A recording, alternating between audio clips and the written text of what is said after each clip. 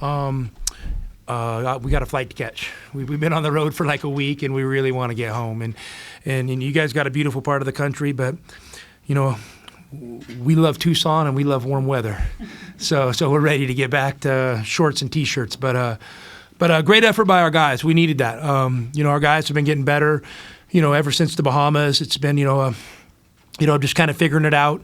For me as a coach, helping them figure it out, and me obviously figuring out what we can do better, and then these guys kind of take it upon themselves to be accountable for doing it on the court. These two guys today, I mean, they played amazing. I thought we were rock solid. I thought we controlled the game for, almost from start to finish, and that was what I was really hoping we could put together, kind of more of a 40-minute performance. Our last couple games, we've got, I think, a 13-point lead, a 14-point lead, a 19-point lead, and every one of them has come back close. And so we really challenged our guys to kind of keep the gap today. I think number 10 hit those 2 transition threes. And, obviously he's not a great shooter overall, but, he hit 2 last game. He has 2 this game. They cut it, and then, the crowd gets going crazy, and our guys kind of from there were really steady and it just and had a great approach and taking it possession by possession. So give the team a lot of credit. Really proud of them and can't wait to get home. Coach, you guys seemingly got a ton of paint points, cut them up inside pretty good. Anything in particular you did or just worked the offense correctly? Well, I think probably the last thing, work the offense correctly. And we're we make no bones about it. We're a team that doesn't mind scoring in the paint. We're not trying to shoot 53s. We're a little bit old school. But we moved better this game. These guys, Darren's doing such a good job. Guys, he's done an amazing job in his first year, and I know they've had some crazy injuries, and he's dealt with it. And to be honest with you, their start's been pretty magical. You win some of these close games. You beat an Arizona, you beat a Gonzaga. Who else on that list they beat? Kansas. Are you kidding me? If I was that guy's agent, I'd have 2 more years in that contract right now. So they've got off to an amazing start, and we knew we had to come out and be steady today because we knew they were playing with a lot of confidence. And we had a little more time to prepare this time. Last time we played them was the, 3rd day of 3 games for both teams. And they found a way to come out on top. So we'll feel good about that.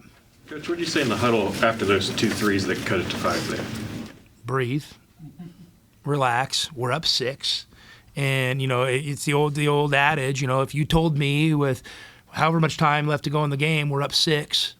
And the ball and a timeout, I'd probably feel pretty good. So let's not get emotional. Let's get tactical and figure out what we got to do. And so the guys did a great job of that. And these guys, they really managed it on their own for the most part. I didn't give them, a ton of crazy structure down the stretch. And, JB was kind of calling the plays. KJ ended up being the point guard a few possessions. And these guys, they made great decisions.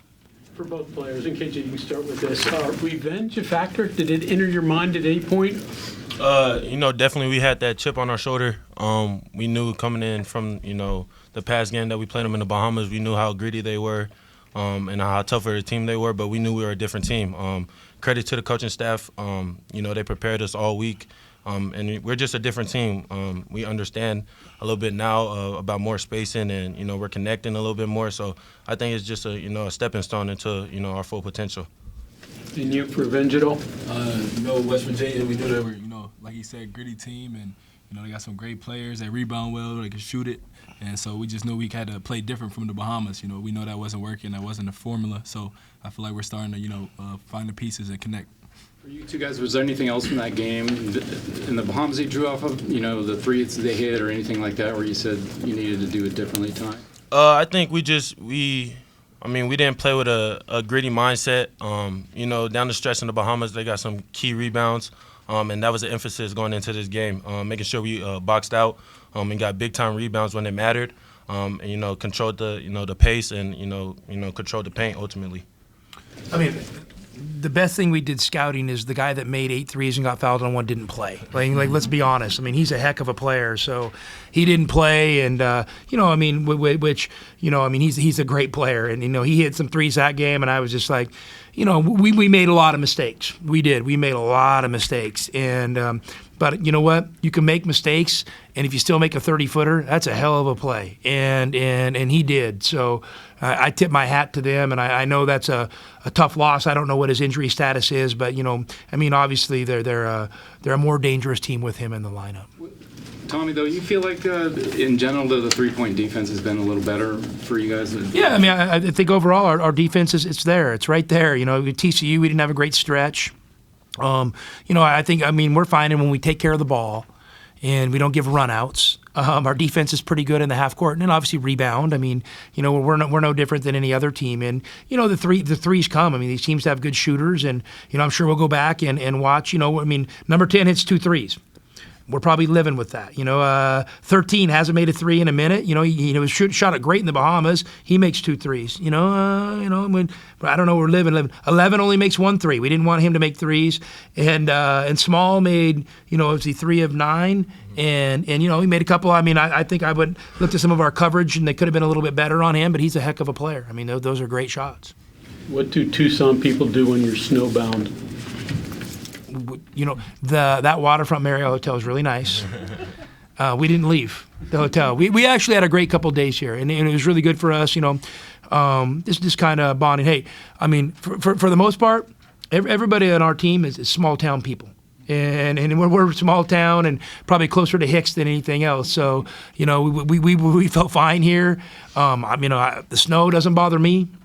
I have 22 years at Gonzaga and Spokane. I tell people the old joke is, and it's a lot of truth to it. I got tired watching my wife Chanel shovel snow all the time, but so it didn't bother me. We had a great time hanging out in the hotel, bonding, and had some real fun conversational deals and just hanging out. And these guys played a bunch of Uno but we can't wait to get on that bus and get up to Pittsburgh, because I guess we got to go to Pittsburgh tonight to get home. You guys, sorry. Go ahead. I'm sorry. You guys have been ranked for what feels like longer than I've been alive. But do you guys feel like that kind of fueled you more? That you guys are not in the ranking, trying to fight your way back in? Well, listen, we're at where we're at, and Bruce behind you, he follows us really close, and he'll tell you, I don't even look at the rankings when we're ranked. And I told these guys, I barely look at the stats. I'm going off feel and where we're at. And obviously, I'm checking things here and there. But the rankings, I don't make too much of them. But, it is different, not being in the top 25. We feel like we're a top 10 program. But you know what? Here's the deal. You got to earn it. There's nothing given in this deal. We lost some close games, and so we got to play better. And so, challenge accepted. 2 more questions. For all you guys, really seems like these past couple games, maybe a few now, where wherever Caleb is, you're still able to get it done. And maybe earlier in the season, a little more reliant on his offense. Do you feel like it's spreading out? Yeah, listen. Caleb obviously didn't have his best day today, and we felt like other guys were playing well. And sometimes it's not diabolical. You put a lineup out there, you give a guy a rest. And if that lineup starts playing really well, you play that lineup a little longer. It's not rocket science. So, there was no intent to sit Caleb for a long time. Just we subbed Deli in, and he's in with KJ and JB here, and we kind of rotated our bigs, and we played great. And these guys were managing the game, and I felt like the lead was holding steady and growing. So I'm going to ride that out. Hell of a teammate, though. Hell of a teammate. Yeah, he supported us, when he was on the bench, and I think that's the Caleb that everybody doesn't get to see. So credit to him. He's a great dude. Yeah. Coach, you've seen West Virginia with and without Tucker. How different are they without? Well, they're different. They're different. Tucker is.